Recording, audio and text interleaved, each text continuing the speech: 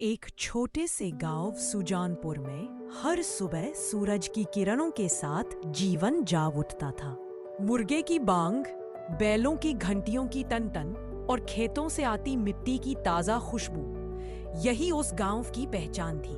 गांव में रामू नाम का एक गरीब किसान का बेटा रहता था। वह पढ़ाई में बहुत होशियार था, लेकिन हालात ऐसे थे कि उसके पिता चाहते थे कि वह खेतों में ही काम करे। रामू बेटा, उठ जा, देख सूरज निकल आया है, खेत में हल चलाना है। हाँ माँ, बस 5 मिनट और।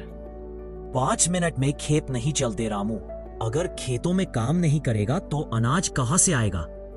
पिताजी, मैं खेतों का काम करूँगा, लेकिन पढ़ाई भी ज़रूरी है। मास्टर जी कहते हैं कि अगर मैं मेहनत करूँ तो आगे जाकर गांव का नाम रोशन कर सकता हूँ। गांव में एक छोटा सा स्कूल था जहां टाट पर बैठकर बच्चे पढ़ते थे। रामू हमेशा सवाल पूछता और मास्टर जी उसकी लगन से खुश रहते। रामू, तेरी लगन देखकर लगता है तू एक दिन बड़ा आदमी बनेगा। आदमी? ये रामू?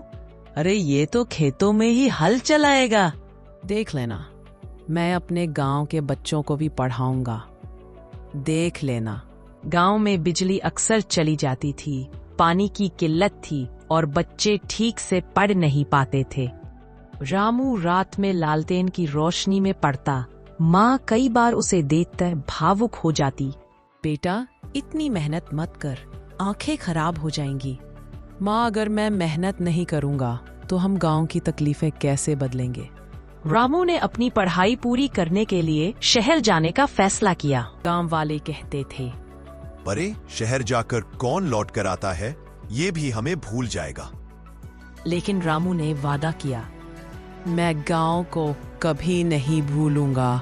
मैं लौट कर आऊंगा और यही कुछ बदलूंगा।